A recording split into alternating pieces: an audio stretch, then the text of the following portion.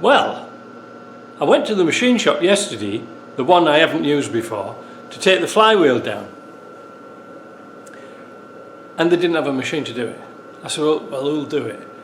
He said, you have to take it up to CarQuest. That's Cloud's place. I thought, oh dear. So reluctantly, I took it up, and he said, I'll have it done this afternoon.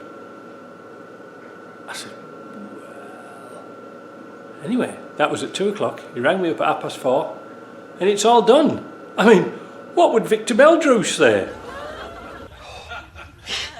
I don't believe it. Anyway, there it is. All nicely machined, look at that. Dowels taken out, put back in, machined. All done. $50 plus tax. Cheap as chips, eh? Not only that, I'll show you something else. Starter, alternator, all done, all tested, and that was $175 for the pair, including parts. Now, the alternator, they put new bearings in. The starter, they said it was perfect. So, but, you know, like they charged me an hour's labour for doing it. Well, I wasn't too bothered about that. And they're all painted and tested. That's the main thing. So I can, with confidence, put that on and say that they're okay. So, yesterday got a bit of interest about this timing on this engine here. You've probably seen now I've swapped it over and put the different stand on, because I'm going to have to swap these engines over shortly. But I thought, just as a bit of interest, why don't I see how advanced that timing is using the timing, you know, the dial gauge. It should be set at 1.56 millimeters. I usually set them up to 1.6, just a little bit advanced. But how far advanced is this? So what I'm going to do today, you can probably see I've moved the 110 back a bit now. I've taken it off the stand. I'm going to continue to strip down this section here. I'm going to take off the pipes, the breather, the fuel pump, but leave the fuel pump on so we've got jolly good access to the back, so we can put the gauge on and we can actually see how far advanced it is. Or I might be wrong, is it retarded? Don't think so, because it went like a train. Right, I'm about to test the timing. I've got the timing pin in the back on the flywheel. Thus, down there, you can't see it, but believe me, it's there. I've got the crank turned, so this is on an approach to number 1 cylinder firing. I've got all little plastic caps on here and on the injectors. So let's have a zoom and see if we can. Oh, wrong way. Where? Whoa, tiger. There we go. See where this is going to click. I'll try and hold it as still as possible. So here we go. That's 1 millimeter. Now it should be 156 or 160. Where's 155? 160. We'll keep going, keep going.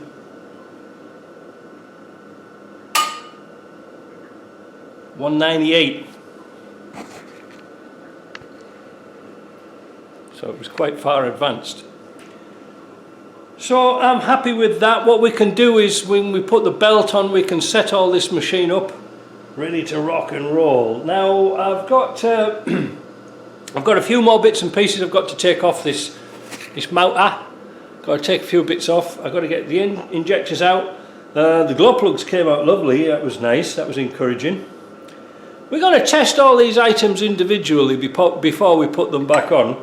The bench is looking a bit of a disaster at the moment. It's got stuff everywhere, but never mind, we'll sort it out. But at least we've checked out the timing. So what we're going to do now is we're going to pull off the front timing cover, not the timing cover, we're going to pull out the front gears and stuff like that down at the front here. Nothing unusual to know there. Then we can get the pump off, and then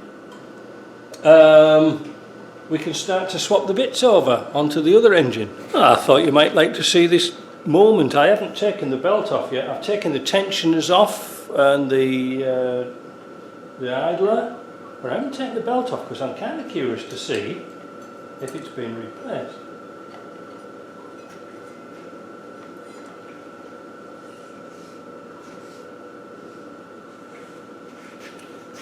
Not very long ago, look, see it's a Deco one.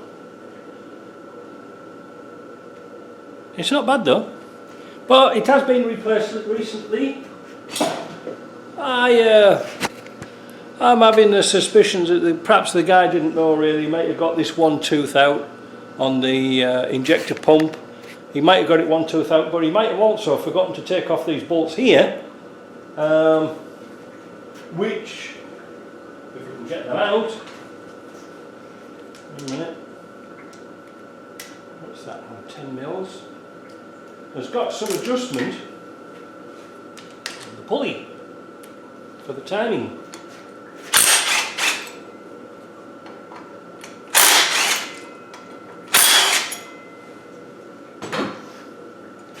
You can see. Yeah, look at that. Oh, wait a minute, I'm saying look at that, wait a minute, I've got my hands full of stuff. My hands are like my bloody workshop with my toolbox now. Wait a minute, just back that off a bit, there we go. Come round here a bit. There we go. No, even better, let's go here. Wait a minute. There, now then. We can see here where the bolts are banged right up. Oh, stop. Let's do this again. I had the wrong pulley. You can see here when I've taken the plate off, the bolts are banged right up against the side of here. The pump really wants to go that way. So maybe you got it right on the belt, but slacked off this. I don't know, it's hard to say. But all these are in nice condition, and there's well, you can see he's put a mark there. Oh my Jesus. I'm all over the shop. I've got so many things on my mind today.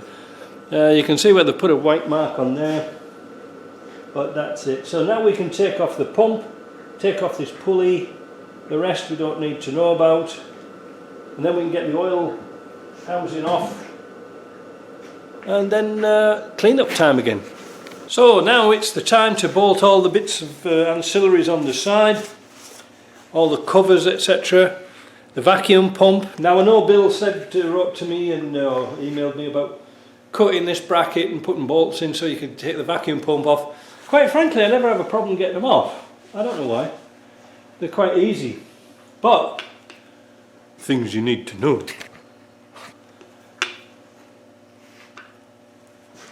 Two gaskets on the pump. It seems to make them last a lot longer. I don't know why, just that extra little thickness. What we're going to use is a smear of Hylamar on the gaskets. Should be alright. Now we're going to tighten them up to 25 Newton meters. So all the 8mm bolts, these are 8mm, 25 Newton meters. So we're going to do all the side at once, if you see what I mean. And then the 10mm bolts, which will go on the oil pump housing. What are they? Oh, the computer's actually now. Yeah, maybe I should say something. I've said this before. When you're fitting the vacuum pump, it's a double cam operation. To make it easy to fit it and turn it so that the cam is vertical, if you see what I mean. So it's pointing up like that, not pointing like this, because it'll make it a real struggle. Got most of the ancillaries on now, everything's all nice and clean. Next thing, a new gasket on the flange here for the injector pump on, pipe up to here, injectors in. Then we're going to leave the glow plugs out until we've tested them and until the last job, because we want to turn this engine over. So the next job after we've done those few little jobs is to put the timing belt on.